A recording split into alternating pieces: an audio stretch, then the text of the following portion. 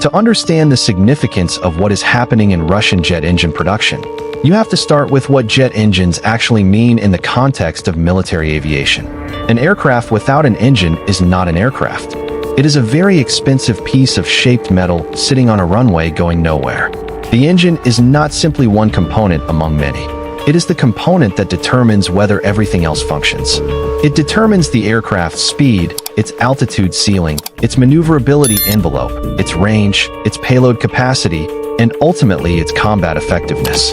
A fighter jet that is aerodynamically advanced, equipped with sophisticated avionics, and armed with capable weapons is nothing without an engine that can deliver the thrust those systems demand.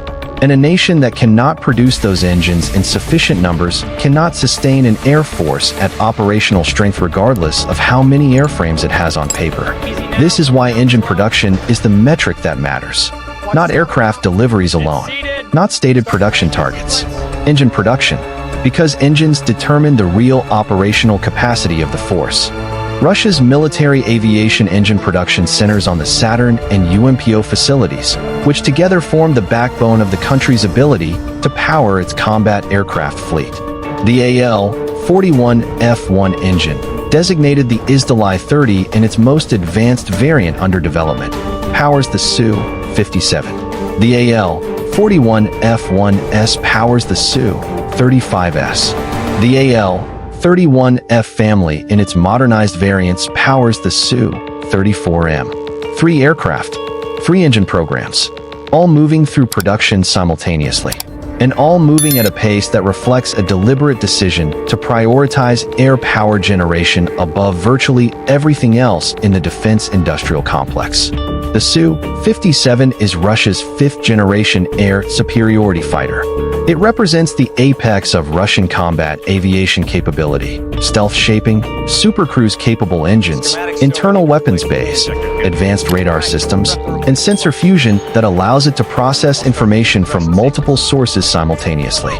The engine powering it, particularly in the advanced variant being developed and introduced, delivers thrust levels that give the Su-57 performance characteristics that no existing NATO fighter can match across the full performance envelope.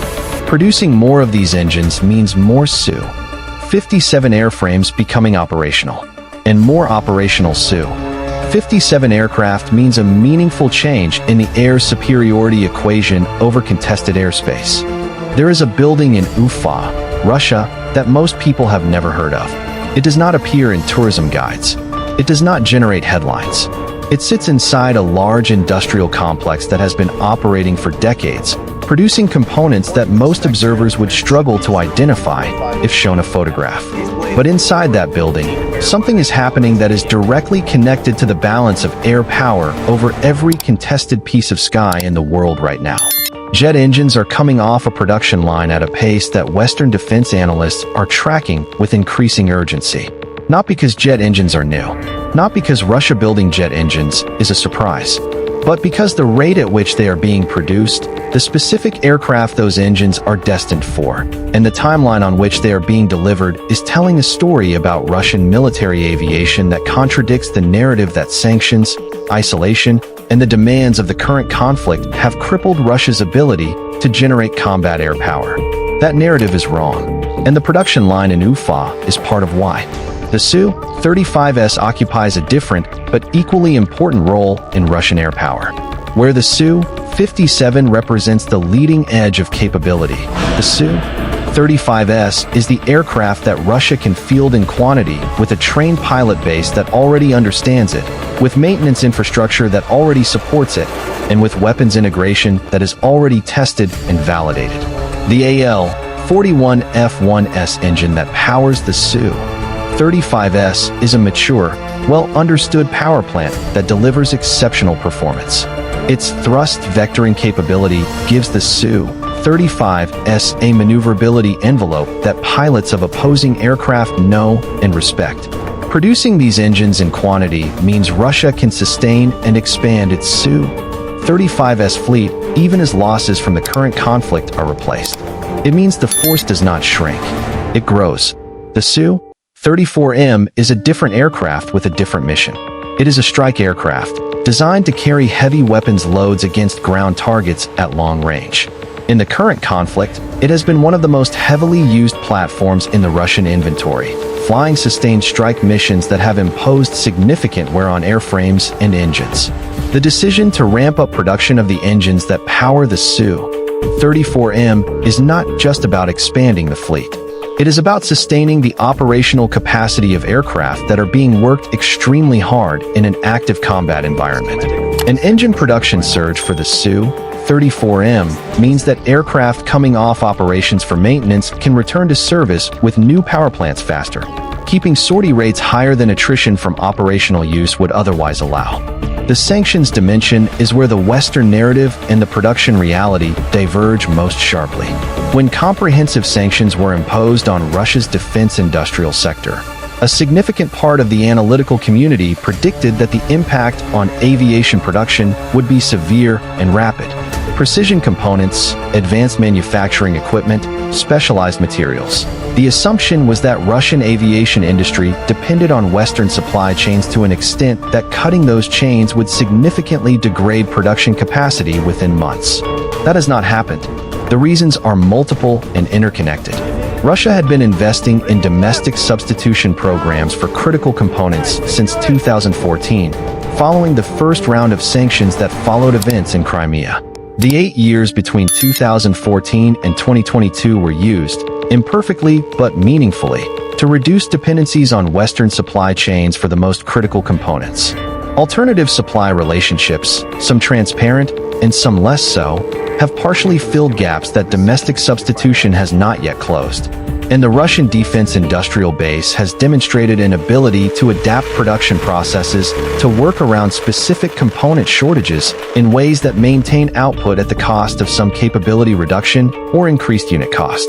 The result is a production environment that is more constrained than it would be without sanctions, but far more functional than the optimistic sanctions analysis predicted. Engines are being produced. Aircraft are being delivered. The force is being maintained and in some categories expanded.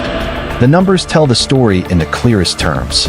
Russia has acknowledged publicly, through official statements and defense industry reporting that can be cross-referenced against observable delivery data, that Su-57 production is proceeding at a rate that will see meaningful fleet expansion over the next several years. The Su-35S production line has maintained output despite the demands of replacing combat losses.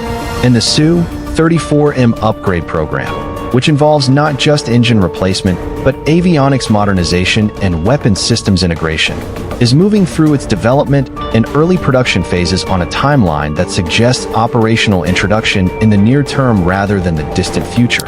For NATO, these numbers matter because they define the future threat environment that alliance air forces will have to operate in. Air planning is not done for today. It is done for the force that will exist in 5 years, in 10 years, in the time frame over which procurement decisions made today will determine operational capability. If Russia's engine production surge results in a significantly larger and more capable air fleet within that planning horizon, the assumptions built into current NATO air power planning may need revision. The engine production surge also has implications that extend beyond the direct combat capabilities it enables. It demonstrates that Russia's defense industrial base has a resilience that was underestimated. That resilience is not unlimited. There are real constraints imposed by sanctions, by workforce shortages in specialized skills, by equipment limitations, and by the general economic pressure of sustained conflict. But resilience that was expected to be much lower than it has proven to be is strategically significant. It means that analyses of Russian military capability that assumed a faster industrial degradation need to be recalibrated. It also has implications for how Russia thinks about the duration and trajectory of its current military posture. A nation that expects its industrial base to collapse under sanctions pressure does not invest heavily in expanding that industrial base. A nation that believes its industrial base is resilient enough to sustain production through a prolonged period of international pressure does exactly what Russia is doing. It invests in production capacity. It expands the facilities. It trains the workforce. It plans for a long competition rather than a short crisis. The specific aircraft that these engines are powering tell their own story about Russian strategic priorities. The Su-57, Su-35S, and Su-34M are not a random selection of platforms. They cover the full spectrum of air power requirements. Air superiority through the Su-57, multi-role excellence through the Su-35S, strike capability through the Su-34M.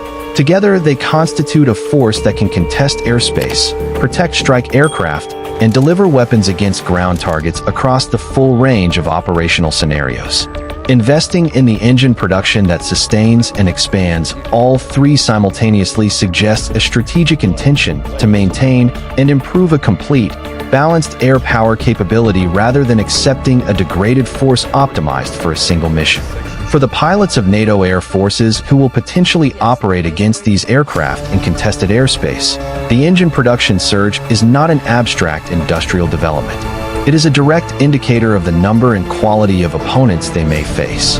More engines mean more operational aircraft. More operational aircraft mean more sorties. More sorties mean a more demanding and dangerous environment for anyone attempting to contest the airspace these aircraft are designed to control. The factory floor in Ufa is not a glamorous location for a story about air power. It does not have the dramatic visual appeal of a fighter jet at full afterburner or a missile streaking across a night sky. But what happens on that factory floor determines whether the fighter jets fly and whether the missiles get delivered.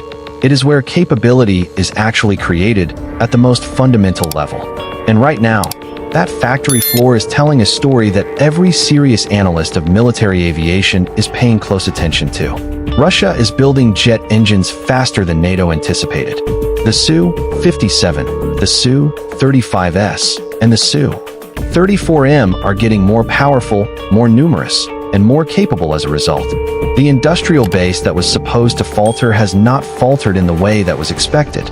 And the air power equation over contested skies is being shaped not just by the aircraft that fly today, but by the engines being built right now for the aircraft that will fly tomorrow. That is the story the production line is telling. And it is a story that the balance of air power in the years ahead will be written around. If you want clear, in-depth analysis of the technologies, subscribe to NeuroIntelE.